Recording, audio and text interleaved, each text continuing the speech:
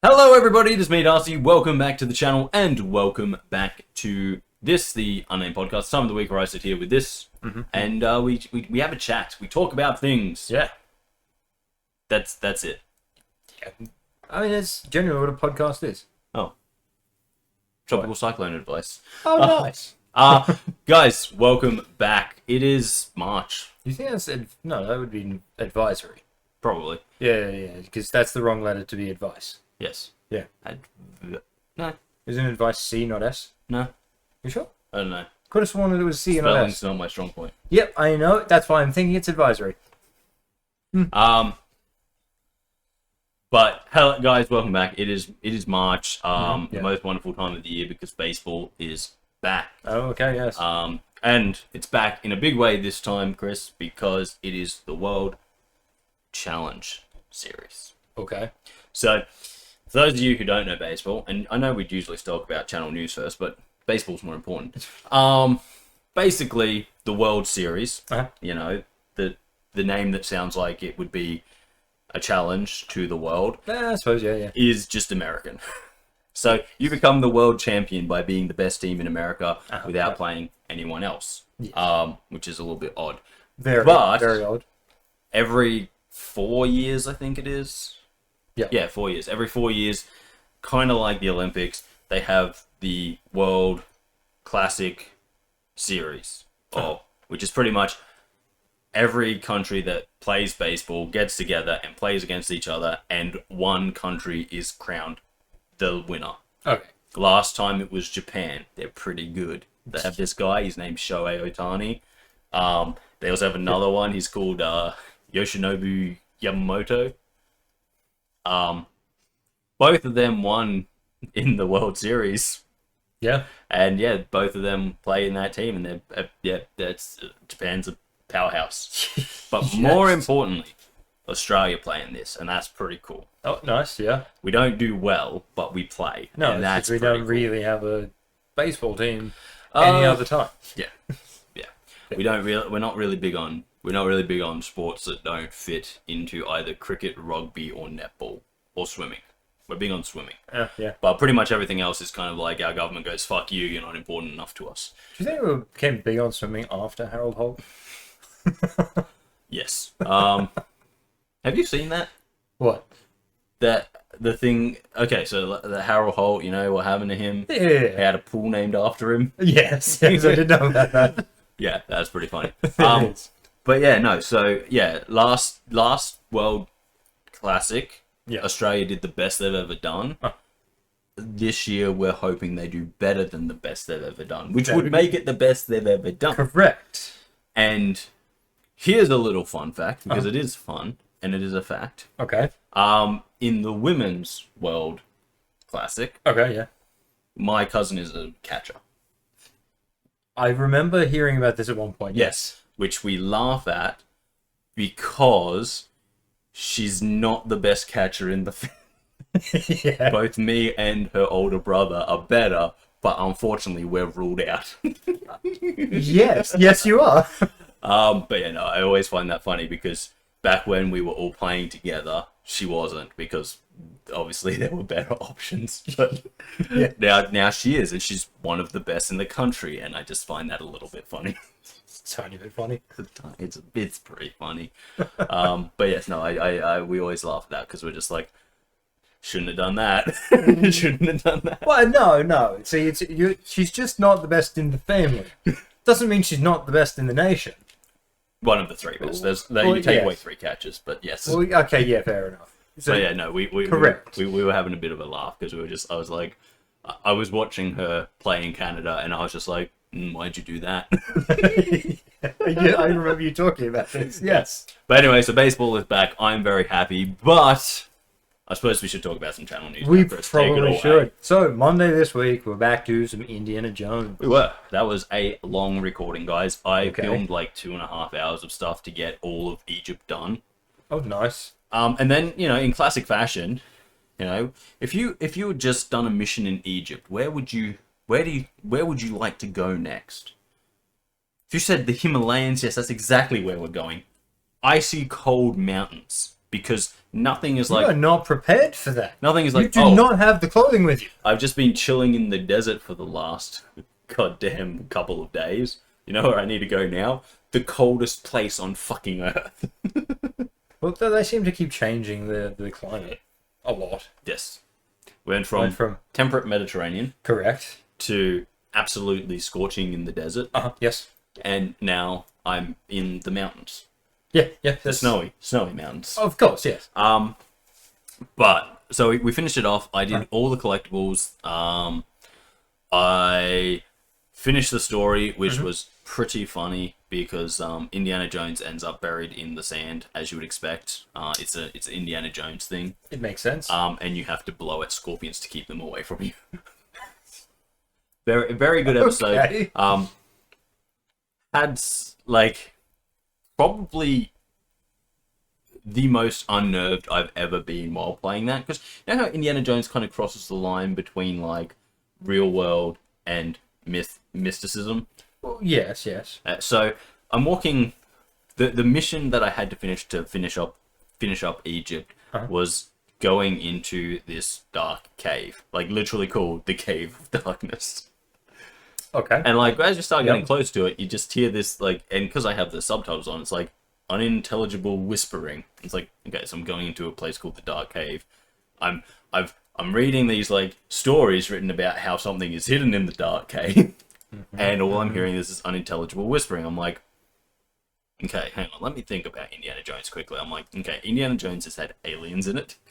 Yes. It's had literal references to like God being real.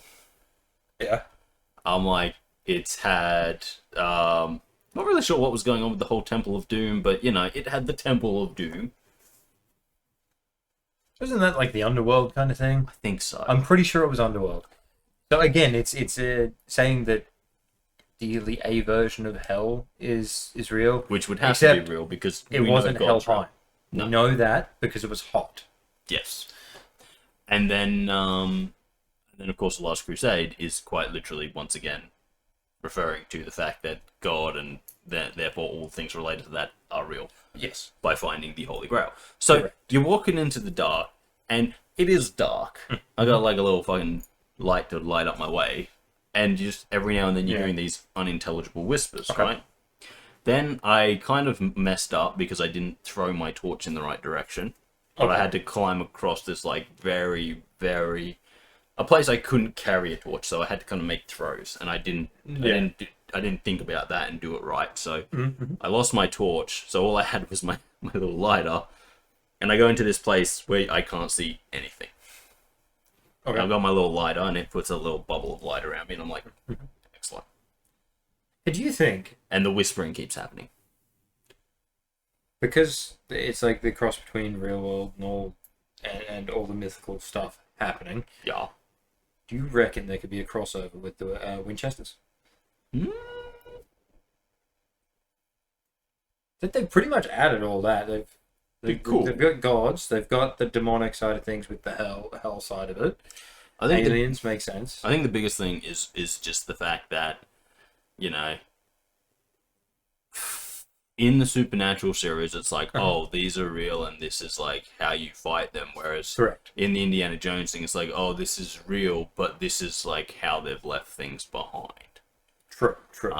So, unlike you could say they are in the same world, but I think for Indiana Jones, for Indiana Jones, it's definitely more like it's less supernatural and more just like it turns out that a few of these things are actually real. But they kind of hinted there's a lot more that's real than we see on screen. True. With that massive warehouse in one of the movies. True. Which had so much shit. But again, that's sort of like, you know, like Indiana Jones isn't out there looking for cryptids and stuff like that. He's really only interested in the history. So you could say, well, maybe they're in the same world, but I'm not gonna lie, the world of Supernatural is actually incredibly dangerous because it's like, these monsters exist everywhere, just everywhere. They're your next door neighbors. But yeah, so they're your child. Yeah, exactly. So, which turns out it ain't your child because that's a different creature. Whereas Indiana Jones is very much more like... Trying to remember what that creature was. There's one... It's like, oh, this is incredibly unlikely that you would ever run into this type of stuff. It's just he's really unlucky. Yeah. But anyway, so yeah, I'm in this really dark cave, the Cave of Darkness, yes. right? And kind of walking around with my little lighter, and I find these platforms that you can stand on, and they open up things, so a little beam of light comes in, I can kind of see what's around me. Excellent. Nice. So I open up all of those, and there's a little statue in the middle, and I'm like, cool, that's fantastic. I'm gonna go check out that statue and see what's happening. I go check out the statue, and then what do you know? I get attacked by a giant blind guy. Then I have to fight him in the dark. Now that's unfair, because that is his natural habitat. It is. He doesn't know what seeing is. So effectively, you're fighting Bane. Well, maybe, but no. You could have. But it was in the dark. But yeah, but no. I'm like, so I've got to turn on the lights, fighting a dude who has all the advantages in the dark. Fortunately, I can use my light without giving away my position because he can't see. But I just think Bane wasn't blind. Never mind.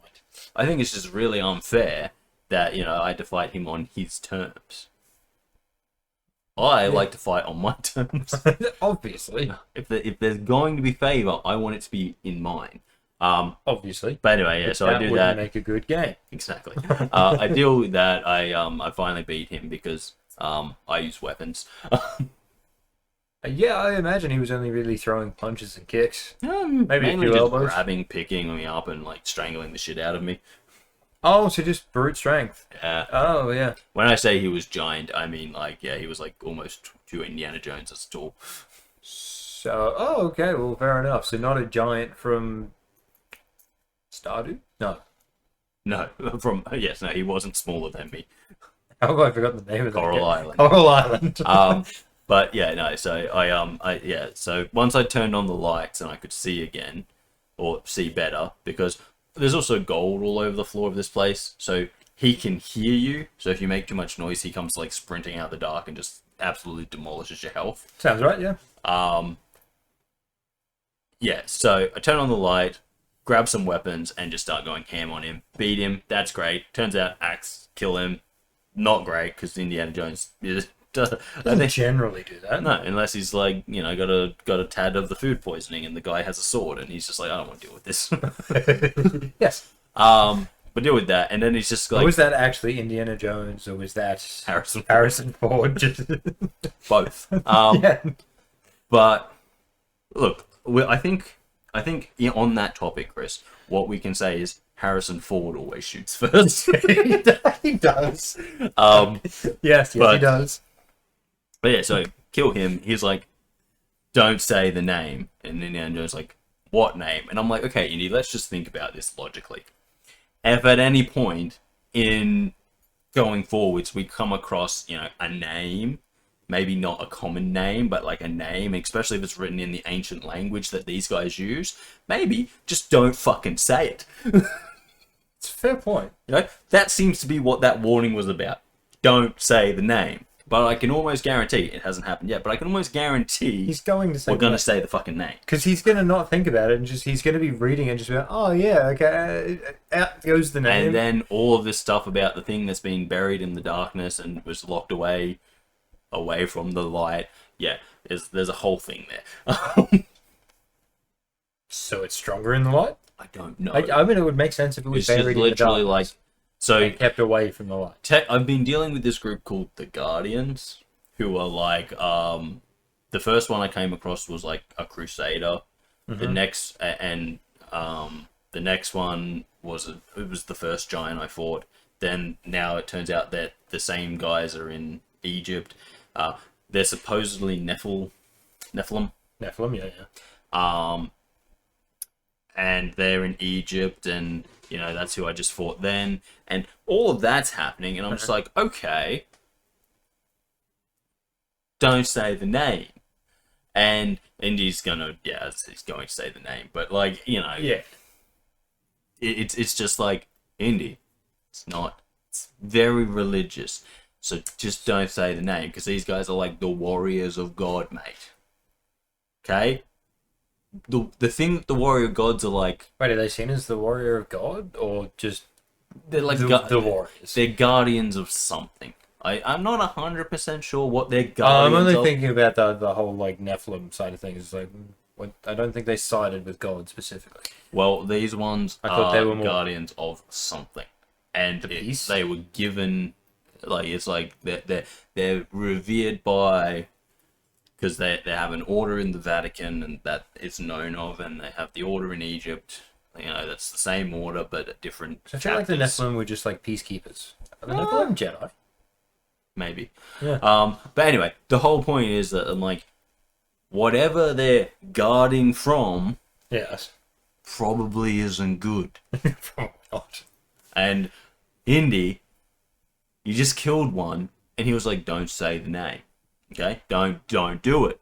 Wait, so was he saying don't say the name, or was he reading something that says don't say the name? No, he was literally told by this guy's dying breath, don't say the name. Okay, fair enough. Just had so, you know, kind of being a dying breath and being like, no, don't do it, that kind of gives it a little bit more emphasis. Well, yeah, of course. You know, if I was to take my last breath and be like,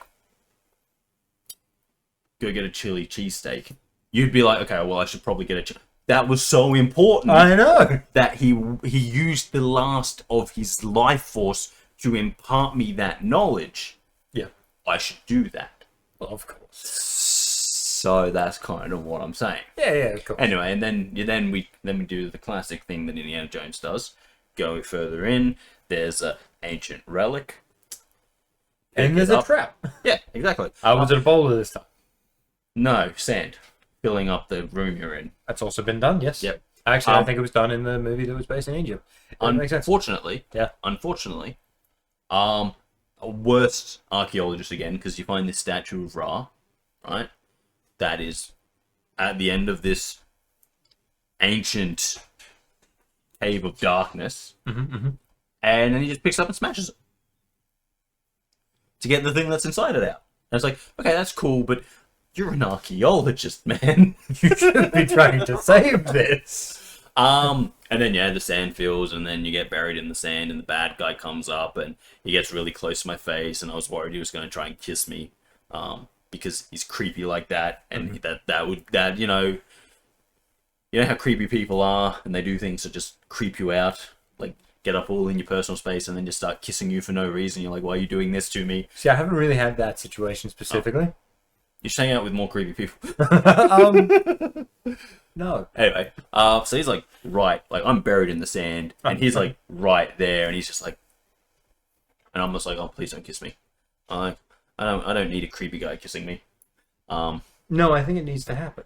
And then he steals the thing that I stole, which is terrible because that was mine. And Indiana Jones is buried in the sand, right? Yeah. But I do have a little bit of a problem with this. Oh, he also then took my hat and then put it back on me. Again, creepy. Did he put it on first then? No, he told me he didn't want me to get sunburned as I'm buried in the sand. So he put it on my head. Took it off you. I know, would you get sunburned? No, it wasn't on me to begin with. It was lying next to me. Oh. Because I lost it when I got tumbled through the sand. Obviously, yeah, that makes sense. So, yeah, that happens. But my problem is Indy's like buried in the sand, and I get when people are like, oh no, but being buried in the sand, it's being buried is stuff, and it's like, yeah, but this is sand that's like kind of just come pouring out, so it's not packed sand, it's very loose sand. Well, yes. And one of his hands is under the sand. I'm like, you just start moving that so that it starts to loosen. Yeah. Because again, it's loose sand. It's sand that's come out of a funnel pretty much and pushed you along, and while you're buried in it, it's not packed. There's no real packing to it, so it's loose enough that you can kind of wiggle and move and kind of get yourself out. True. But he doesn't try. He just sits there blowing at scorpions. I'm like, Indy, move your hand. Get out of the sand. Do something. Stop playing around. But yeah. Technically, the more he breathes, the worse it could get.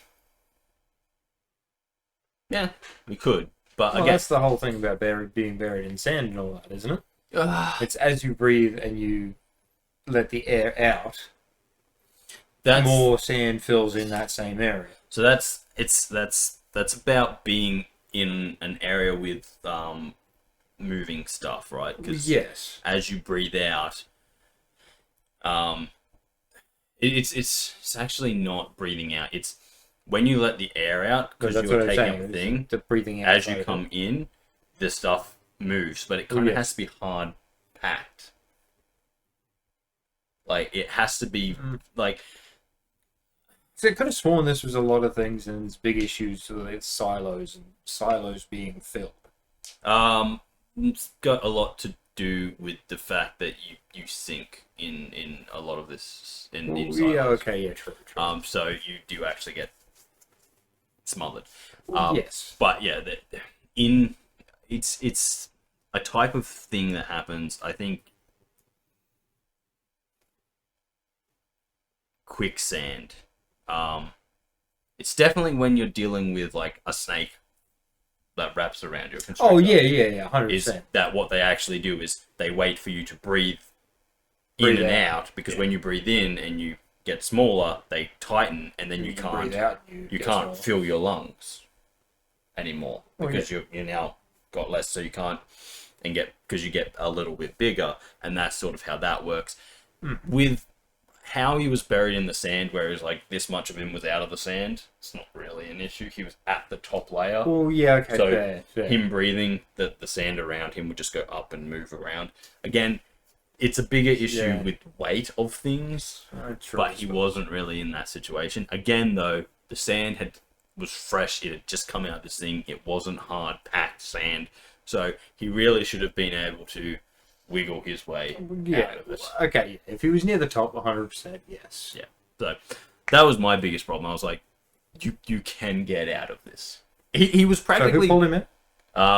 The people who had been helping him in Egypt, they found him.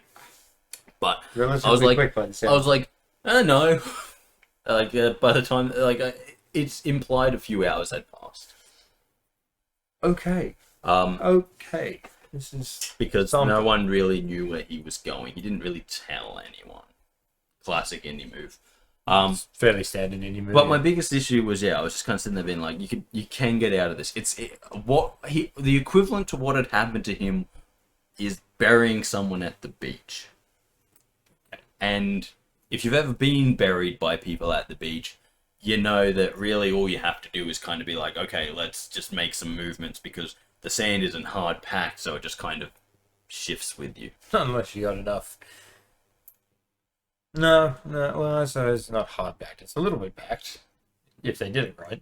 Yeah, but still, that's kind of what Indy was in. It's like, okay, you could have got out of that. You could have got out of that. Yeah.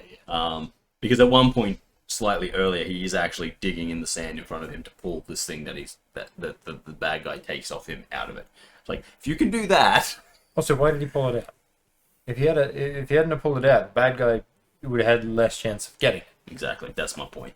But as I said, I just there are some things. There are some things that I think the people that make games need to go outside sometimes, interact with the real world.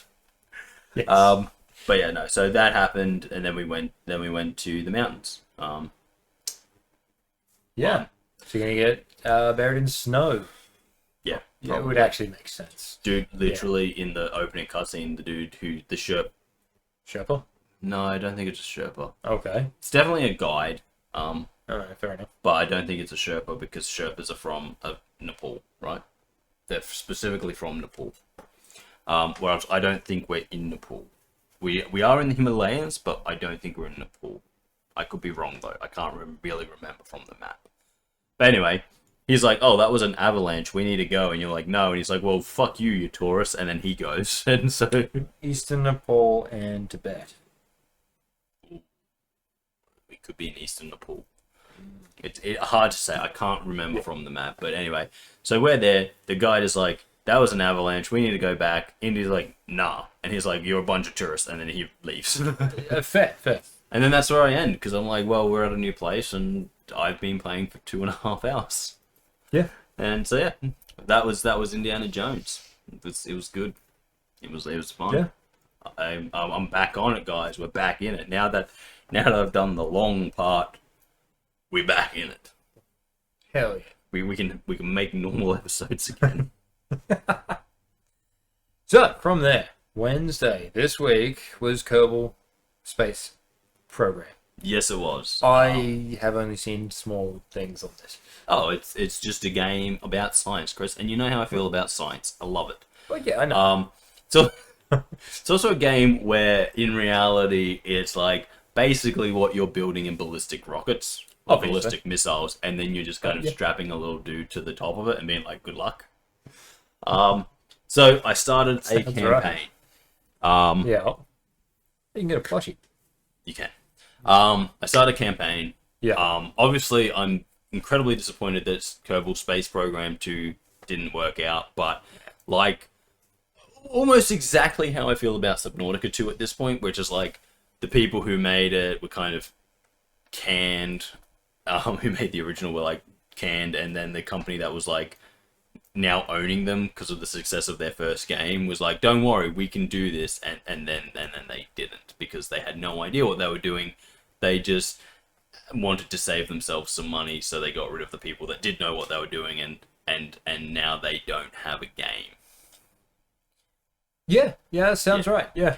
So basically, if you want to play Kerbal Space Program 2 was supposed to be this, like, you know, taking it to its next level, adding so much extra stuff, and that's gone. So we have to go back to the original Kerbal Space Program. Yeah. You know, that's a little bit unfortunate, but at the same time, you know, that's what we got. The world is disappointing sometimes. So I went into, I started a new campaign. So, you know, you can play sandbox or you can play campaign. I like campaign more. Not that it's not like a sandbox. It's just you got to do, like, you have more structure as to what you're going to do. Okay. Yeah. And yeah, and basically I had to do science so that I can unlock more tech and get my guys higher. And so I started off with just sticking a dude in his little capsule on top of a single rocket because that's all I could do. I just launched him up. A stick? Like an actual stick? It was kind of like a stick. It was just it was a straight rocket, right? Okay. Like, you start off and you can't decouple. You don't have decouplers, so you can't like break parts off. You just kind of have to. Oh, he's obviously dying. Yes. Well, he didn't, because I put parachutes on it. Okay, I was just about to say, they are sturdy. If that didn't happen, no parachute. But so I had to start off with a little rocket that really didn't do much other than shoot straight up and then come back down like 100 meters away from where it launched. But sounds right. Wind. Turns out I totally forgot how to do all of the game because it has been a long time. So I did just then spend a little bit of time being like, how do I collect him back? And I was like, oh, well, maybe I do this. And I accidentally got him to jump out of the rocket where it had landed, and then he fell face first on the ground because he wasn't prepared for gravity. What? I don't know. What? And then I was like, well, maybe. I mean, look. And then I was looking at the picture of them. They don't look all that bright. They're not. So it still makes sense. And then I was like, and then I was controlling him like as he's running around because like that's the other part of the game. Like once you launch them into space, you can control them. And I'm like, do I have to walk him back to the space center? Did you? No, I didn't. Eventually, I figured out what to do. But I was like, am I going to walk him back to the space center? And the guy's going to be like, yo, where's your rocket? Oh, it's over there. Yeah, it's that way. Go pick it up, please. But yeah, so I did that. I got science, you know, sent more rockets up, got more science, and tried to make a space plane. Oh, actually, I said that wrong. He's just going to get back. And he's like, it's over there. Yeah. It's like, you came from that way. Yeah, it's over there. Gravity. But anyway, so I built a space plane. Turns out I didn't have any wheels, so my space plane couldn't really launch. Because space planes is just a really nice way of saying a plane. That can go slightly higher. Yeah, technically, maybe. Mine can't. Yeah, mine can't get off the ground. But we know because you forgot fucking wheels. Well, I don't have access to wheels. So what I did is I just went, well, I don't really have anything to make a plane, but what if I just put a bunch of rockets sideways? And then I launched. And so the answer to what happens if I just put a bunch of rockets sideways is bad thing. It blows up. Yeah, so that one died. Yes. Yeah. Like 3 times, because it's like you had a absolute failure of launch. Would you like to go back to the hangar and redesign, or would you like to go back to the launch phase and see if you can do it better this time? It's like, I'll go back to the launch phase. I think I know what I did wrong this time. Oh god. Turns out I did know exactly what I did wrong. I can't use the legs that you would use on a lander, like a lunar lander. Yeah. I can't use them as the starting point for a plane. Apparently, they cause too much friction. You don't say. Also, very basic rocket control fins don't work as wings. So I couldn't get any up. I could just skid along the ground really fast. And turns out that causes catastrophic failure. No. Yeah. You sure? Yeah. 100%. Yeah. Fuck, okay. And then, to finish it off, I was like, okay, well, I've got these new big rockets, right? Big rockets. Mm-hmm. And I've got all the decouplers. Well, I've got a few decouplers now. So I'm like, so I can have a multi-stage rocket. So what I did is I got 4 of them. Yep. And then a medium rocket. Uh-huh. And then put a little dude on top of that.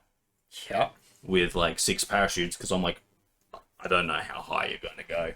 That's fair. And then I launched him. Mm-hmm.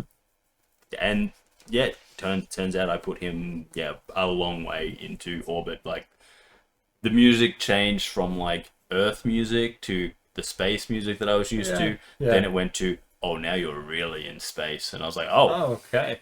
So those parachutes were useless. Well, I was a little concerned that he might not be coming back to Earth. And so I went to the space tracker to see if it turns out he is eventually going to come. He's got a very steep orbit, but he will come back and land eventually. No.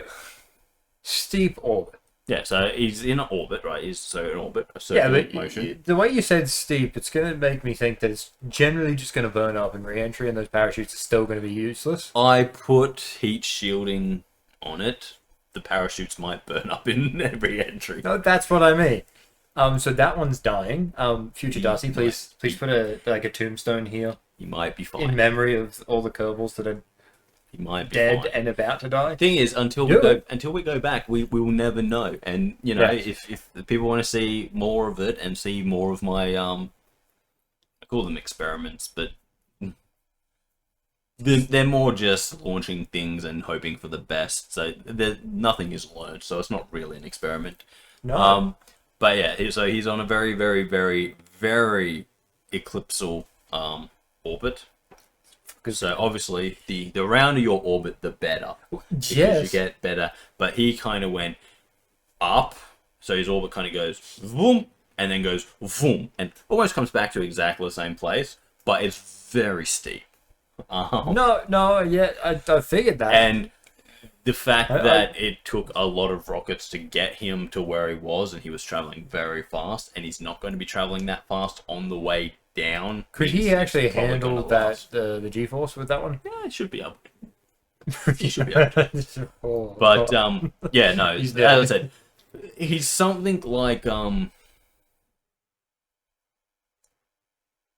200,000 meters above the Earth right now, and he has to come back. He has to come back under He has to come back under gravity. Well, yeah, which is bringing him back at it's not bringing him back fast. Well, yeah, but at a certain point he's going to pick up speed. Yeah, and probably more speed than he had when he was going out. I'm going to have to launch other guys into space so I can keep my experiments going while I wait for him to return. Oh, so there might just be a crash. Oh, I didn't think about that. He is coming back where I am launching more rockets. Yeah. Maybe I'll launch another rocket, pick him up, and come back. And then they're both going to be in the same situation. Oh, no, man. Just not as far out. But anyway, point is that, Kerbal Space Program is very fun. Yeah. Because, the big thing is like, oh, you can go to the moon. Cool, you can go to the moon, right? Well, yeah, of course. The real big thing is you can actually go to other planets. Yeah. Once you get good enough.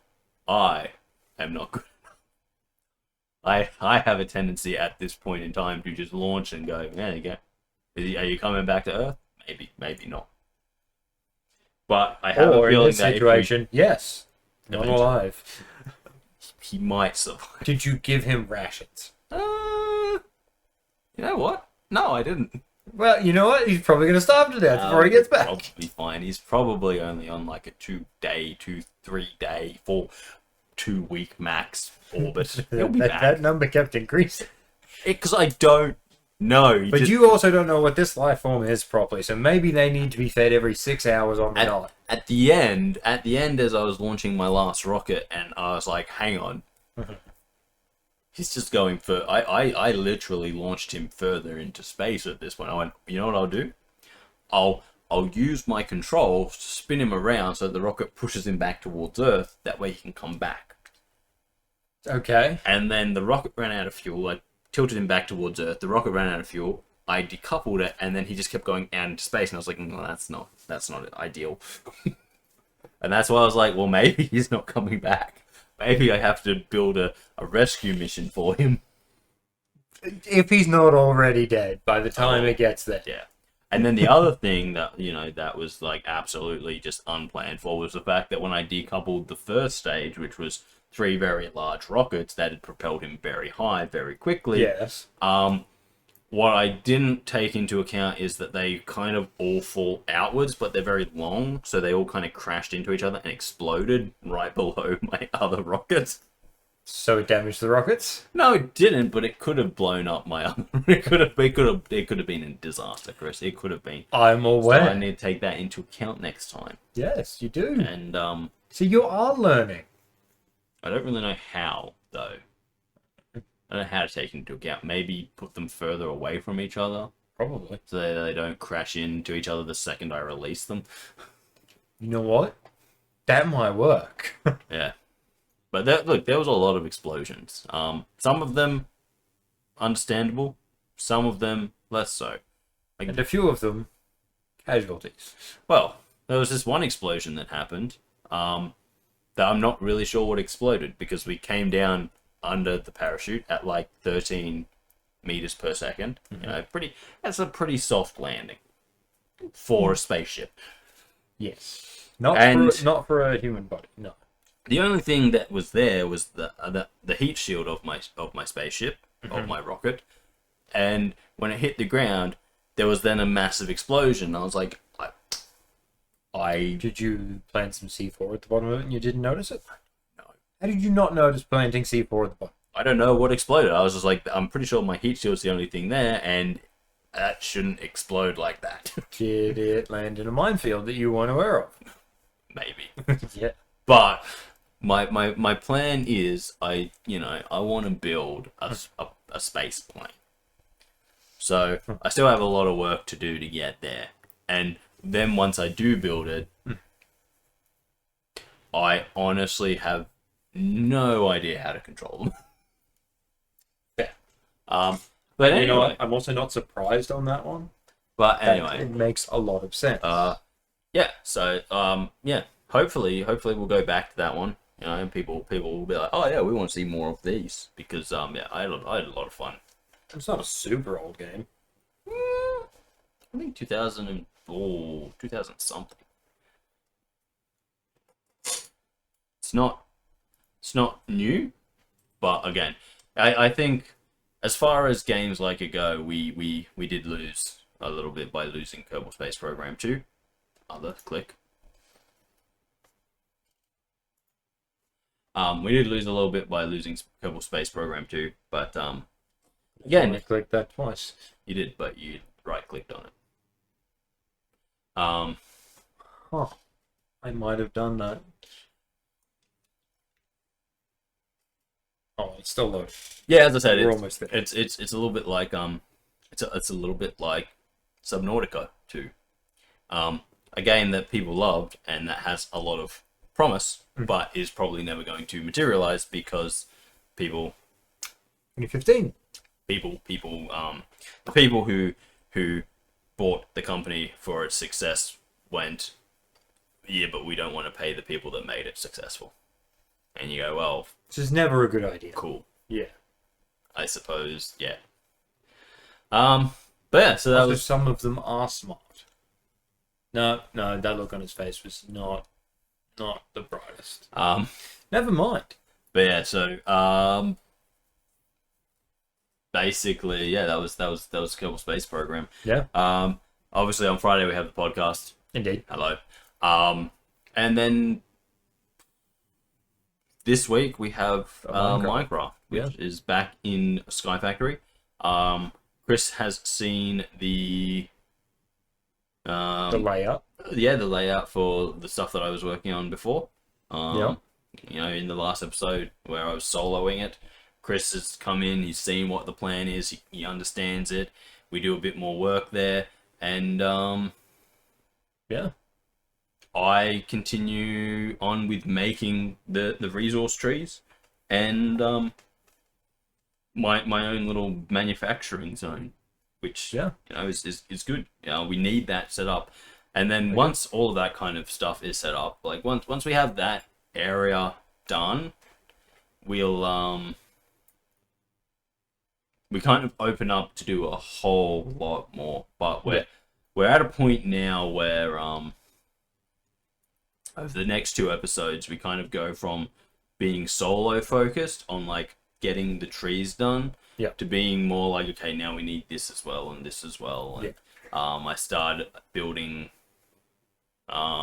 new areas because as I've said many times, the way that I like to do stuff like this, like anything really, is to have everything have its own kind of platform building. Yeah, like its own space. I don't just and I like stuff to have that aesthetic as well. So I don't just like things to be like, oh well, you know, here's a flat platform with this on it, and then here's a flat platform with this on it. It's like, no, if this is gonna be here, then let's make it look like an actual building that would be there for that.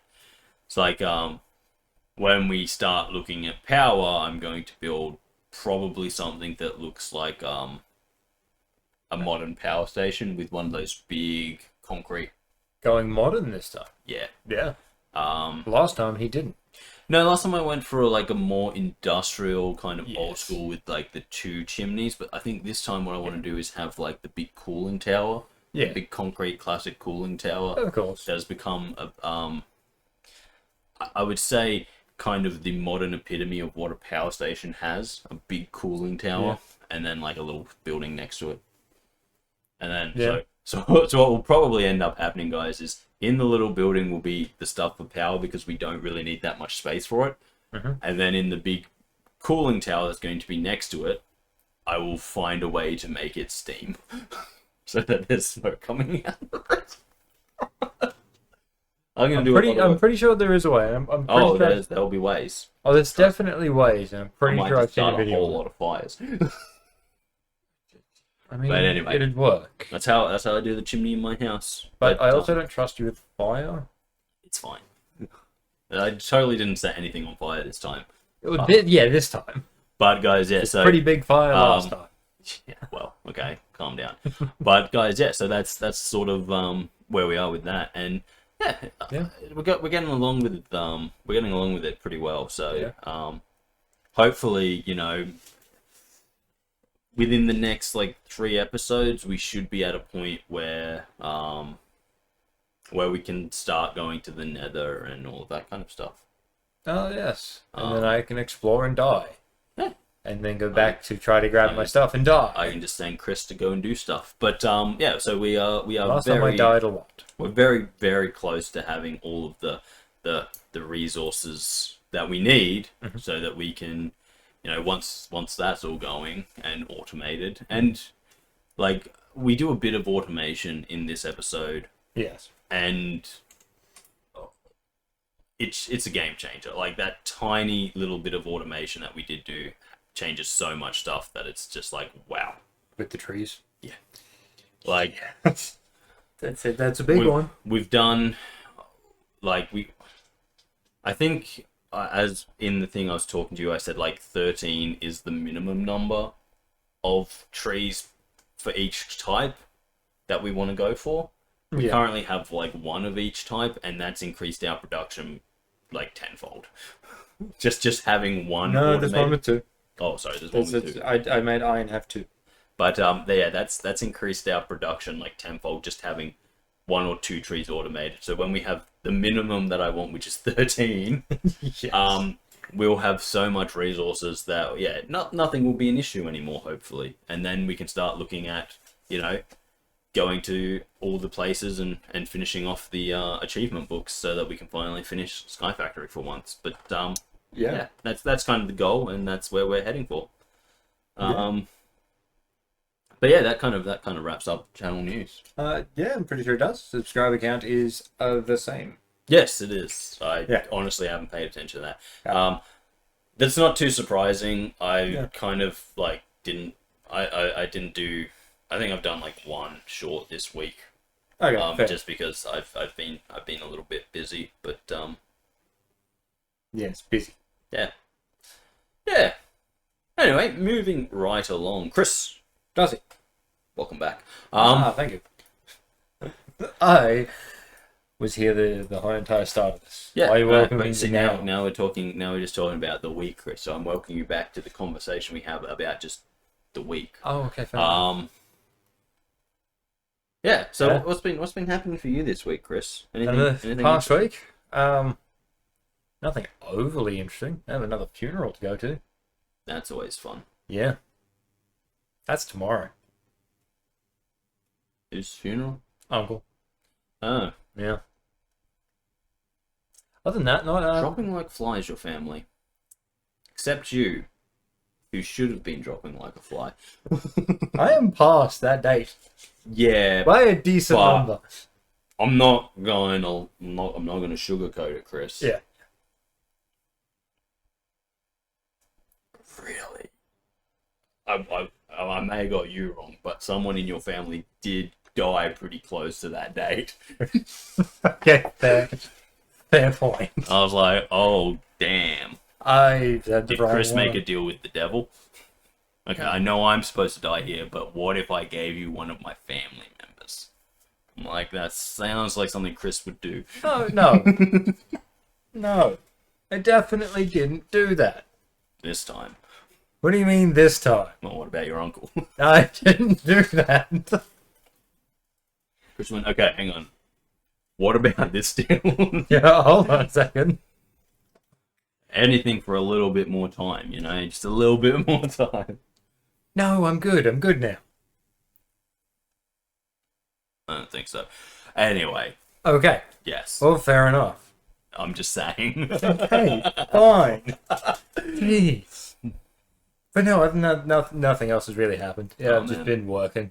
That's rough. You found out about my TV that's not working? Yeah. That was an interesting conversation. That's pretty funny. And you know what? As I said to you when we were looking at it, neither of us have the skills to actually repair that. No. Did that stop me from taking the back panel off the TV? No. No. Did everything look secure and feel secure? Yes. But did I go further into it where I have to take off even more screws? No. As I said, no. There kind of comes a point where it's like, if it's not reconnecting a ribbon cable, then it's sort of like, do you want to learn to solder on your TV? Pretty much, yeah. And usually the answer is no. Well, I could, because at the moment it's unusable. Oh, true. Yeah. I kind of did the same with one of my old Xbox controllers. Yeah. For the Xbox One. Yeah. So you know how those controllers had a real tendency in the beginning to, like the day one release ones, to get really bad drift on the sticks? Oh, yeah. Well, I found out that you could replace the sticks for like $10. As long as you could solder. As long as you could solder. And I was like, cool, that seems like a pretty good idea because, well, I've already got a new controller. Yeah. I'd gone out and bought one for like $90. And I was like, okay. I could learn a new skill. I'm like, I have my new controller that I'm using. Yeah. I'm assuming you didn't fix it. No. No. You made it worse. I didn't really do anything to it. Oh, okay, fair enough. But I did solder it back. I soldered it apart. I soldered it back together. I did everything.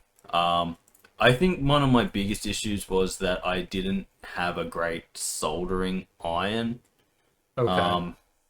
Like the soldering iron I had a really, really, really big tip, and I feel like if I had had a more fine tip, I probably would have done better. But I was like, you know what?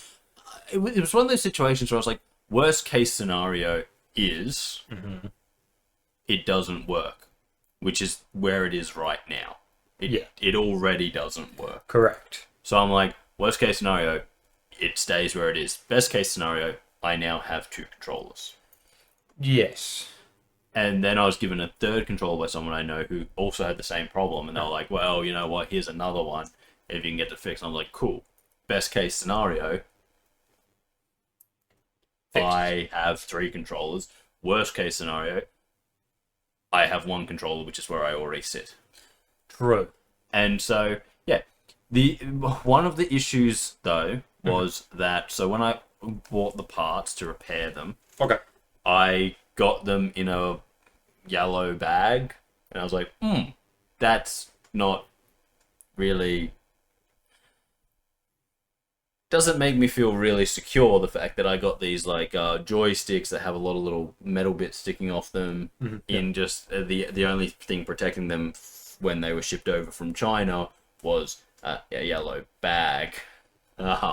Yeah. So when it didn't work, I was like, okay, so this could be me, or it could be the part was damaged in shipping, or, you know, I was like, I wasn't super happy with how it come over. It wasn't even like, oh, it's in one of those bags that has bubble wrap. It was just in like a yellow envelope bag thing.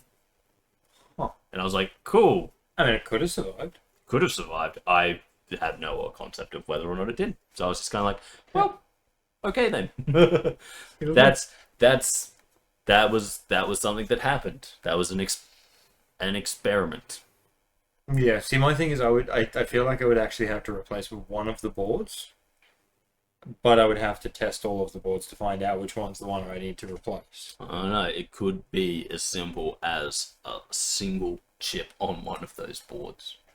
That's the problem. That's the problem with modern technology, though. Really, is that it's like, what's the problem? Oh, the problem is this. Okay, and instead of fixing it, we have a tendency to go, oh, just replace that whole part. But it's like, okay, so what actually went wrong? It's like, oh, what went wrong was this tiny little $3 part on that hot main part that could easily be replaced. Well, see, what I was reading online is if it ended up being the issue, one of the 2 issues it was saying, it may be cheaper to just replace the TV. That, you know, that's the problem, because that's it's looking at the cost of taking it to someone who can repair it and paying for the part. So it's the cost of labor and the part. But that cost more than the TV itself. That's so sort of get a new TV. That's sort of the problem with a lot of this stuff, and I think why the right to repair stuff is so important, because it's like the parts themselves aren't expensive. To repair your piece of technology isn't expensive, but when it can only be done by one person who has to buy the parts from one place, and they go, well, make the repair as expensive as possible, you end up with people being like, oh, why would I repair something when I can just get a new one for, you know, maybe a little bit more? Like, usually it's a little bit more, but it's like, well, but now I've got the new one instead of my 2-year-old one. And it's like, well, the reality is your 2-year-old one isn't bad. It still works perfectly fine.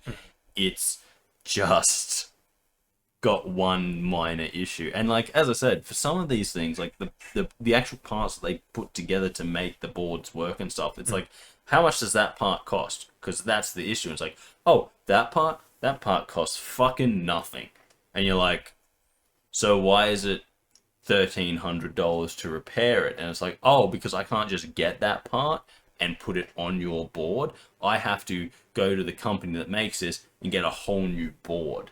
Which is practically the whole thing that function, so I'm practically having to go and get you a whole new computer. You know, well, why? And they go, oh, because that's how they sell it. They don't want us repairing the $3 part. They want us replacing the whole unit.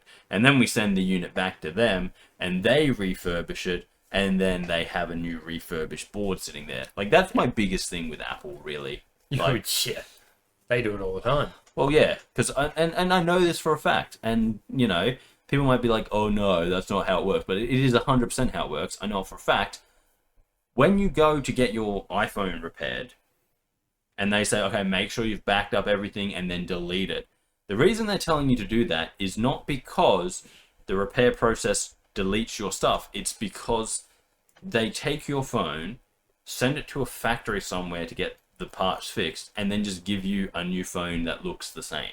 Yeah, they give you then they give you a new refurbished phone that is the same as your one, and they go, there you go,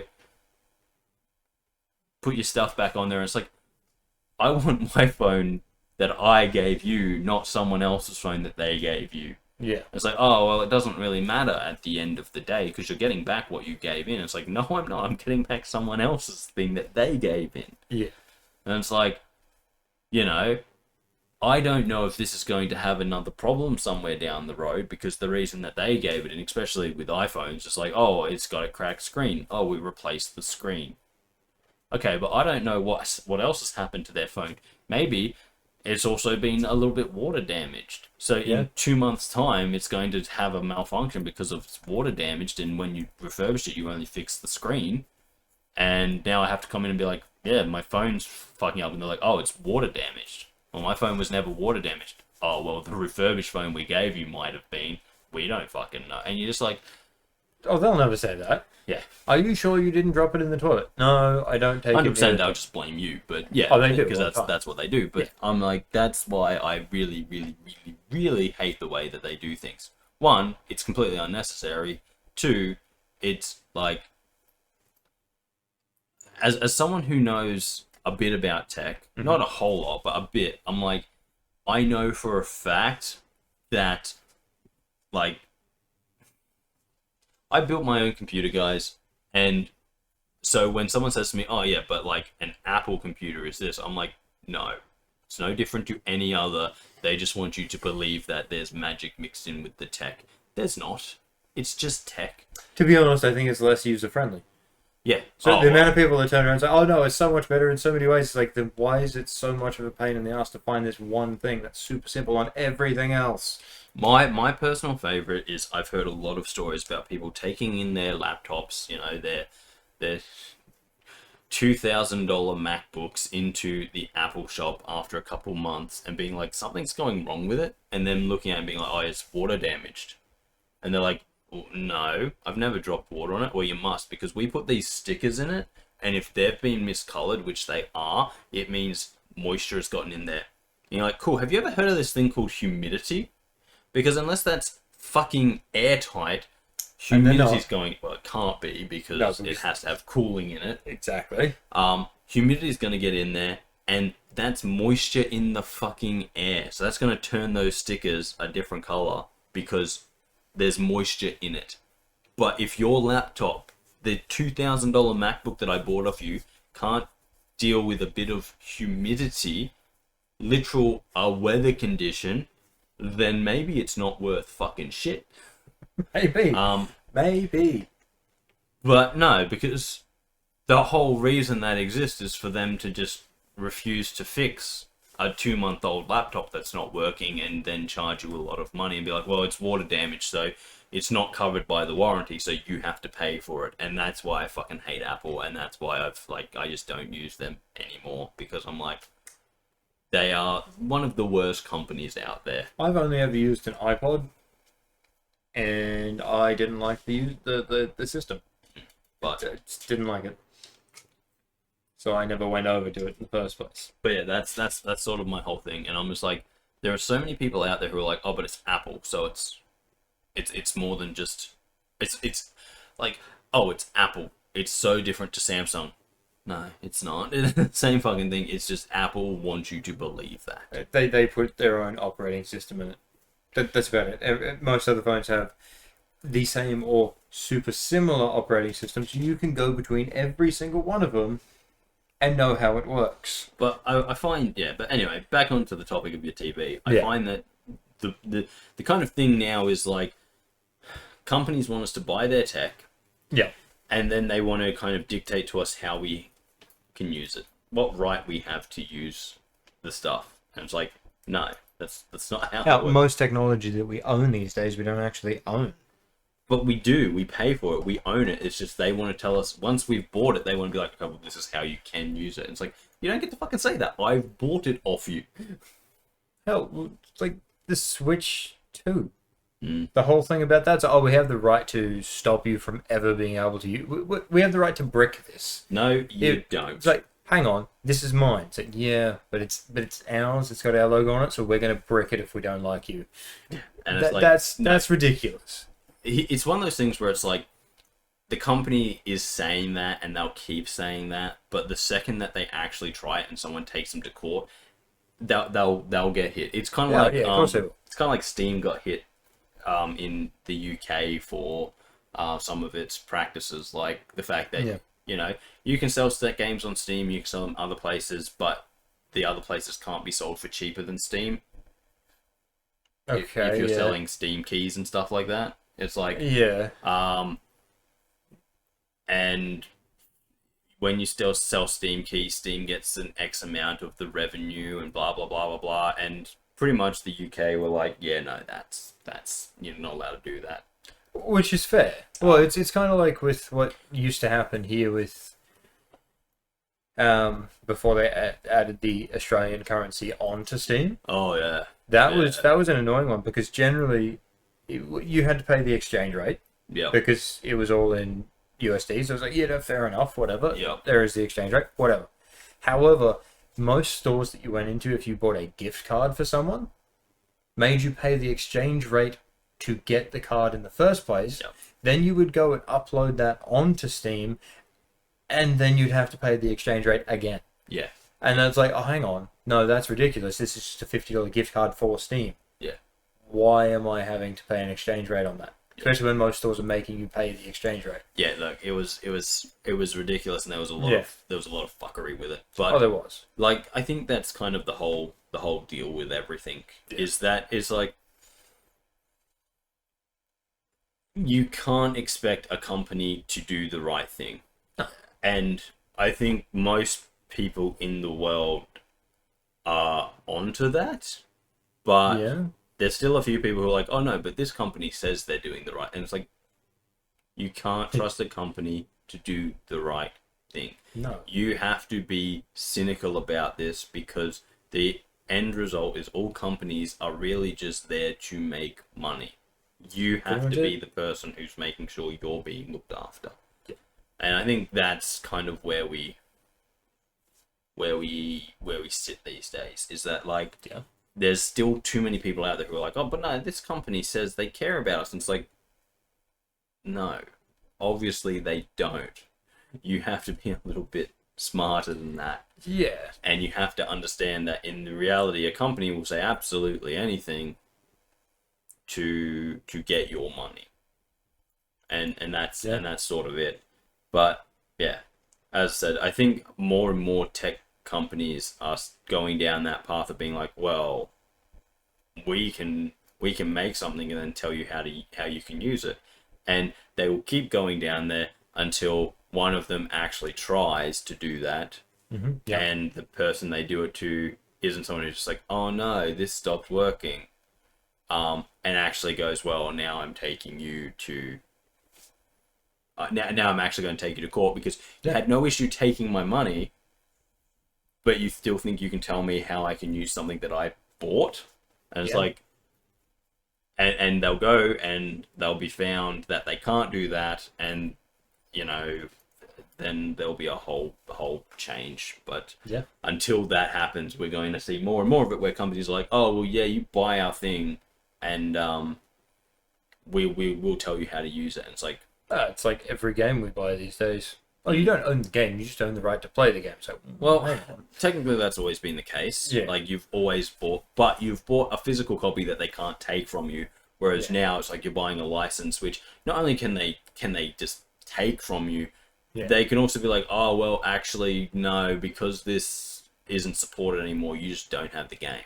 And again, that's going to be one of those things where at the moment no one really has an issue with it because it hasn't really come.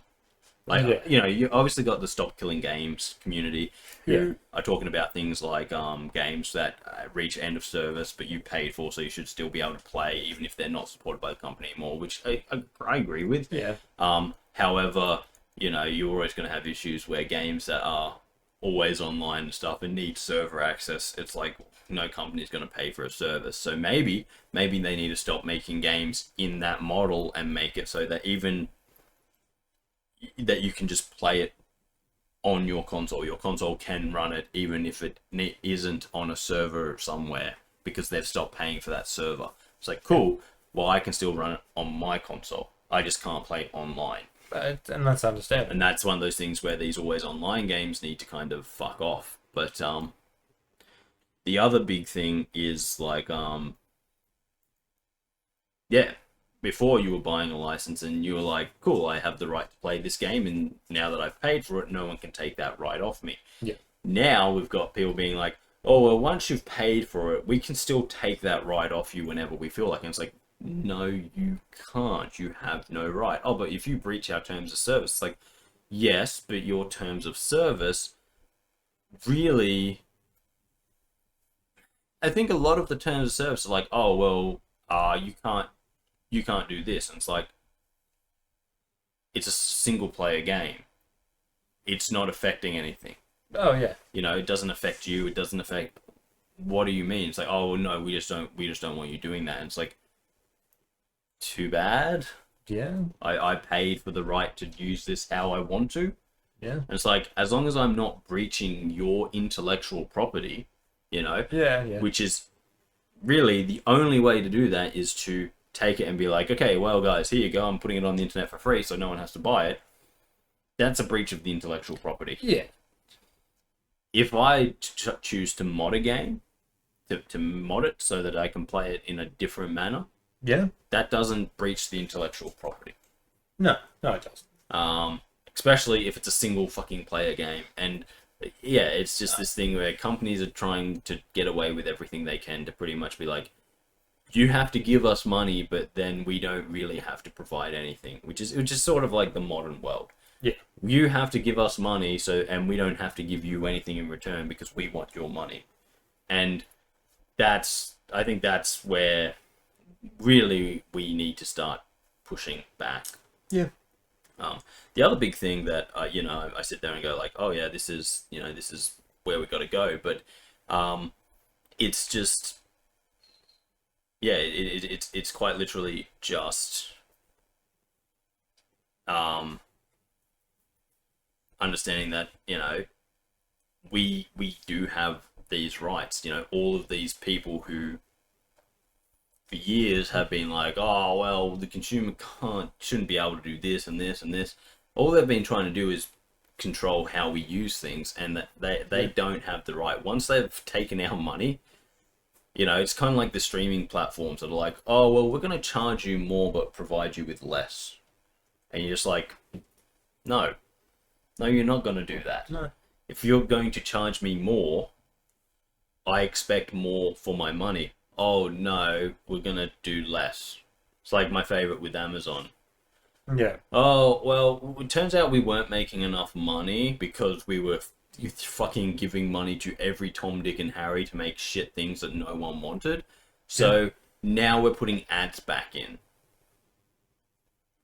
That's not okay. No.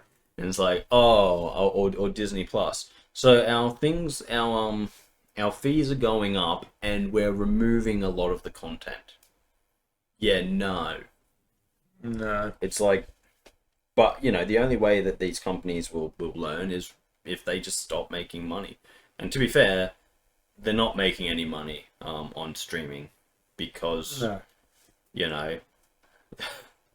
I don't know where they got the concept from. Like I understand it came from Netflix originally. But like as I always say with that, it's like yes, the first 3-4 years of Netflix was incredibly profitable, and everyone went, "Wow, look at how much money." But that's because they were the only game in town. Well, and they had almost everything on there. Yeah, exactly. And they were had the only so game much in town, on there, so, it was ridiculous. you know, for people being like, "Oh, it's like 17 something dollars a month," and I was like, and people were like, "Yeah, it's actually worth it." So millions of people were doing it, and then they started losing stuff, and people were like, it's less worth it now." But like maybe between like me and like 4 of my buddies, we'll have one account, and then Netflix was like, "Hi, and that's cutting into our profits." No, you can't share your accounts. And then everyone's like, "Okay, well, Netflix, you don't have anything that we really want, so yeah, we don't have a problem with you saying we can't share our accounts because we just won't have accounts anymore." Yeah.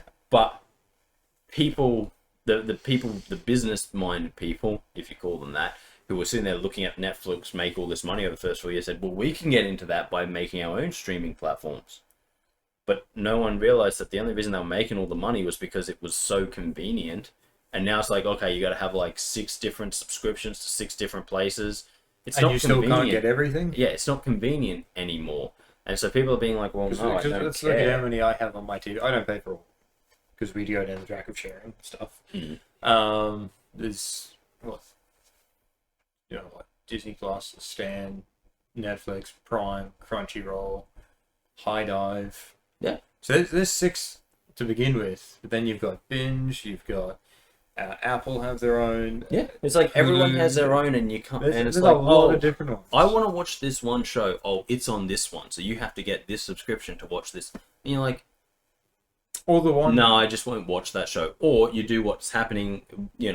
What's reoccurring, which is the piracy comes back because it's no longer convenient. The actual thing that kills piracy is convenience. If everything is super convenient, there will be no piracy because people are like, well, very little piracy. "Why would I pirate?"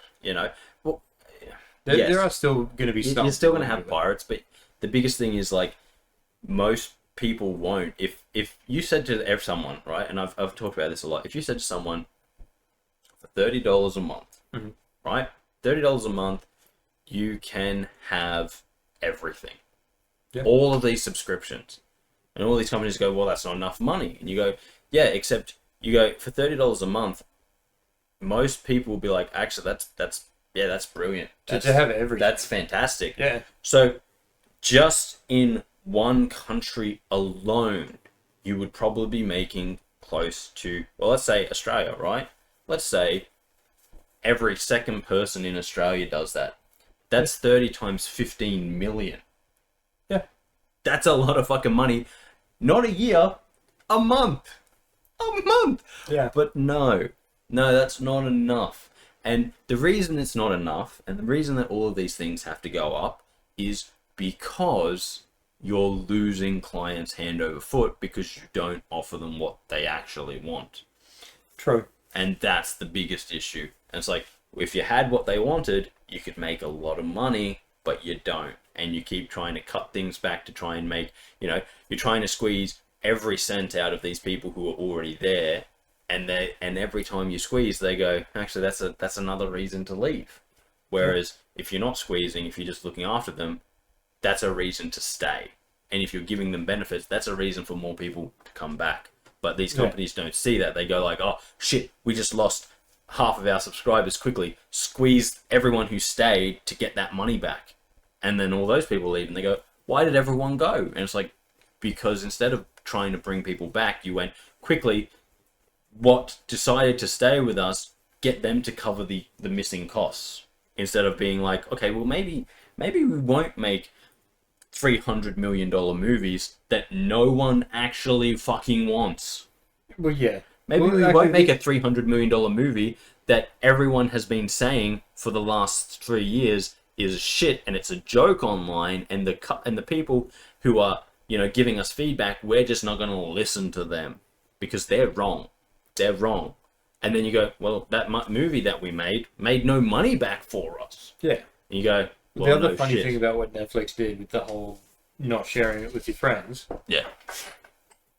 they end up turning around and be like, "Oh shit, we're losing because of this. Quick. Okay, you can share it with your friends, but there's going to be like an $8 fee for every extra person. So it's like, oh, cool. So if I pay the $17, yeah, and well, let's not even say it that way. Let's just say I add the 8 to the fee. I split it in half. That's less than $17. We're now spending less on a membership, which means they're still shooting themselves in the foot. They're getting the extra person, but they're not really getting much more for it. They're not getting a full But as I said, like the big thing is like, so they're kind of showing that they can run off. You make it worth the people coming back, and that's how you do it. Yeah. And like to kind of like wrap this up because we have to, but to kind of wrap it up and give you guys like the my final thoughts on this is like, do you know who did subscriptions first? Was it Microsoft? No. Insurance companies. Oh, yeah, that makes sense. Yeah. Yeah. And I just recently got my thing saying, oh, yeah, we're upping your insurance.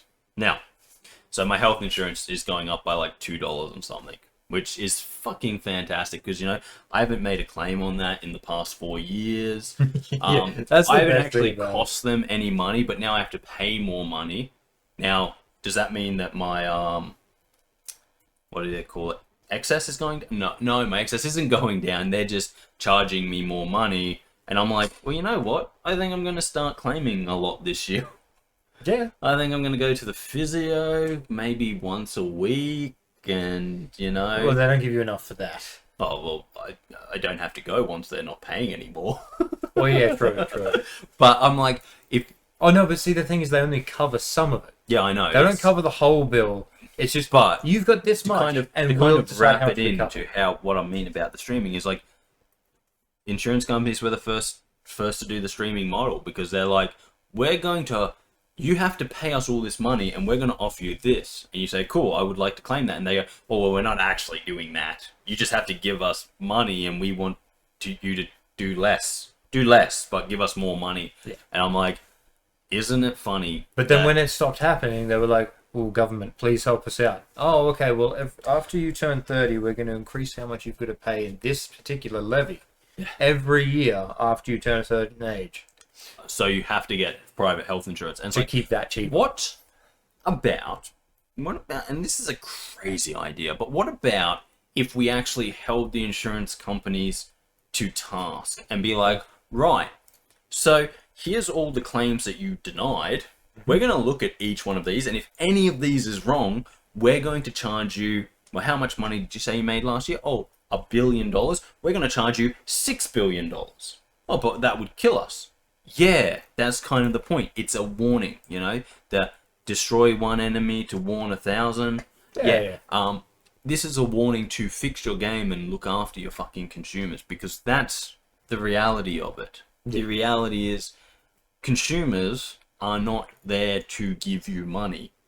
They give you money for a service. If you don't want to provide that service, why should they give you money? But anyway, guys, that has to wrap us up for now. So thank you for joining us. If you've liked the video, consider liking, sharing, commenting, or subscribing if you haven't already. It really does mean a lot to us here.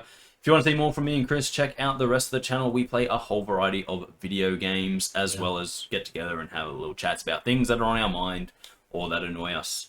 Yeah. And yeah, but that wraps us up for now, guys. So once again, thank you for joining us. I've been Darcy. That's Kris. Indeed. And we'll catch you next time right here on the channel. But until then, see you later. See ya.